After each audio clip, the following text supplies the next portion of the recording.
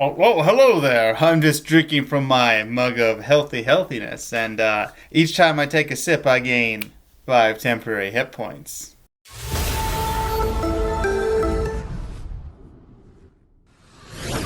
Welcome, scholars, storytellers, and fellow babysitter DMs. This is the Level Up Corner, led by yours truly, Wizo, as we delve into all the tips and tricks about Dungeons and Dragons. Today's topic is homebrew items. Now, there are many crazy homebrew items, rules, and everything else out there. In fact, we're not going to be going over crazy homebrew. Instead, we are going to teach you how to make great homebrew content for you and your players. When making homebrew, you need to ask yourself a few questions and follow a few rules. The first is, why am I making this homebrew item? And this is where you are to be honest with yourself. If you're just making it because it's cool or you want to have it in the game, then that's fair. You're being honest with yourself. But it must follow an important rule. This rule is that it must solve a problem. Now, this problem could be something as simple as, the game doesn't have this mechanic and I want to use it, and we'll have to analyze that later. But the problem can be just about anything. A problem, for example, for a homebrew rule that I have is group checks. If you, at a low level, have 6 players and they have to roll a group check to identify these arcane markings, you have 6 people rolling.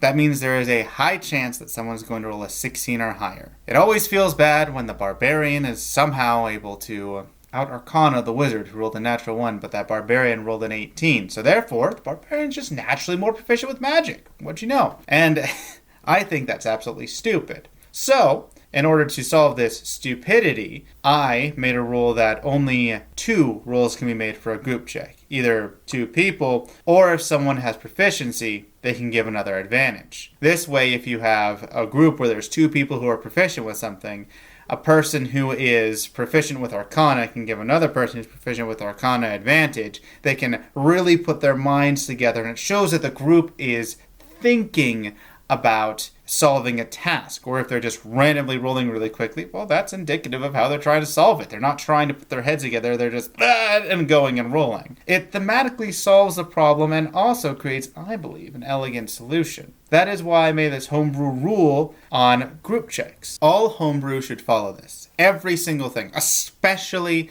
magical items. Magical items should be created when there is a need or a purpose for it. You probably shouldn't create a cloak of flying and billowing and teleportation just because it sounds cool. There are other items that do this, and there is not a problem with what is already presented. In fact, if you create an item, a cloak, that has teleportation, flying, and everything else, you might have a problem with balance. Now, balance is the second thing we need to consider when adding any homebrew rule, subclass, magic item, whatever else you want to call it. We need to consider the balance of the game and what is at stake. This is something that many homebrew creators, especially first-time homebrew creators, do not take into account, and it has disastrous results.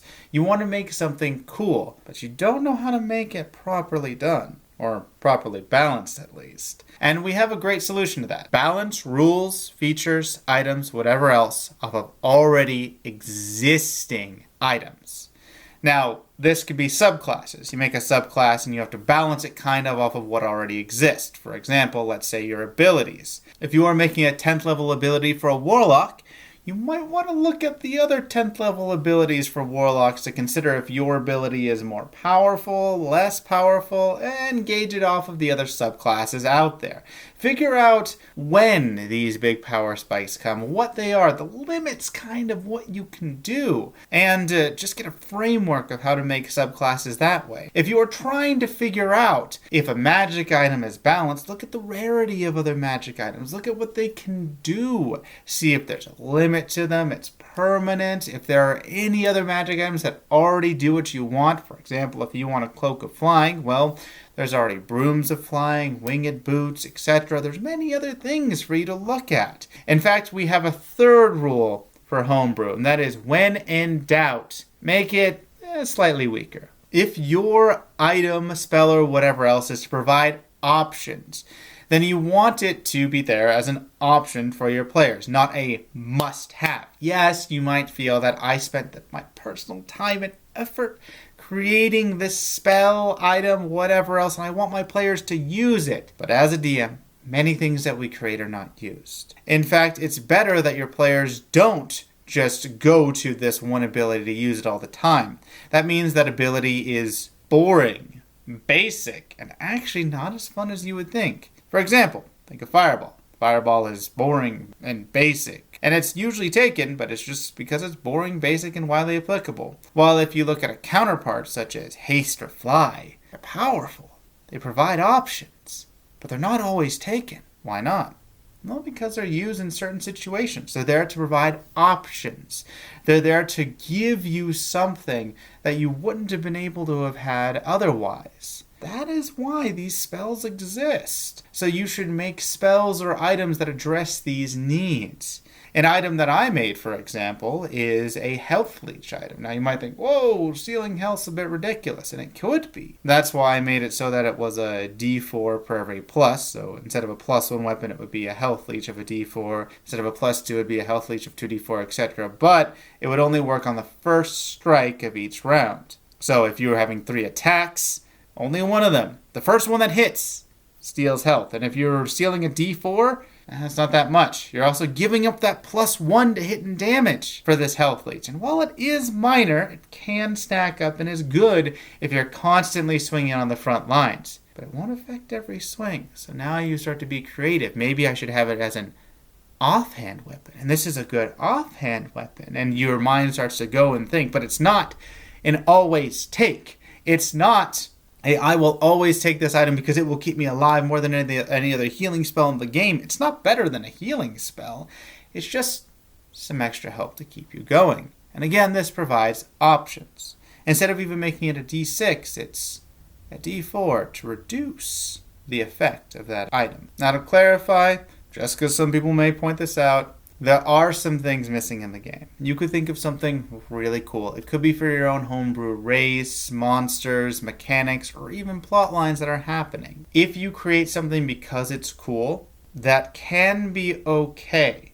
But it needs to still fit within the parameters of solving a problem and giving your players something that they wouldn't have had before, and being still balanced. If you're ever in doubt, always scale it back. One way to figure out if your items are too powerful or are not powerful enough or just wouldn't be taken is to playtest it yourself. If you're making a spell that you think the players would love, well, just, toy with making a copy of their character and putting the spell in and thinking of what situations it would be applicable in. Would it be overpowered? Would I always use it? Would the player always use it? Play test it yourself. If it's an item and you're unsure about it, compare the mathematical components of it to what already exists with balanced items. For example, my health leech.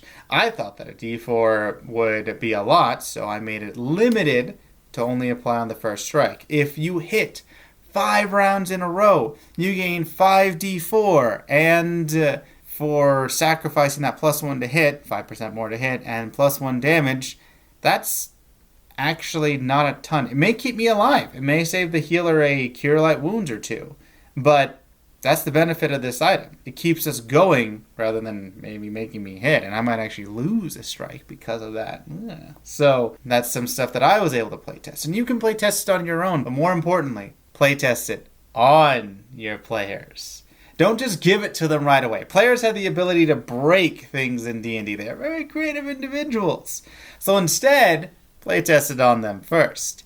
If they say, oh man, this health leech sword is so overpowered, I can't kill him because of that. Well, maybe it might be a little too powerful, especially if they see what you're doing and you've explained it and they still think it's too overpowered.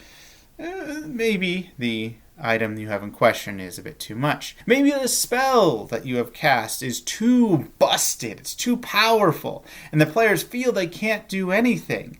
well, now you know you probably shouldn't give it to the players and make it so that there are some drawbacks when you have these playtest features. For example, they can only cast a spell 2 or 3 times a day or 1 time a day, or the weapon that they have can only be used 10 times and then it shatters. Try to make it so there's some fallbacks so that these abilities are too powerful, then they break, and if they're too weak, well, they were just test items anyways. Only after all of this should you declare your homebrew complete and give it as an option to a player. If you followed all these steps, you should create an amazing bit of homebrew. Homebrew that solves a problem, enhances the game, is not overpowered, and just overall makes the whole experience a lot more fun. What do you think about homebrew? I'd love to hear your thoughts on how to create homebrew items, abilities, classes, spells, and everything else in the comments down below. And don't forget, keep rolling, my friends.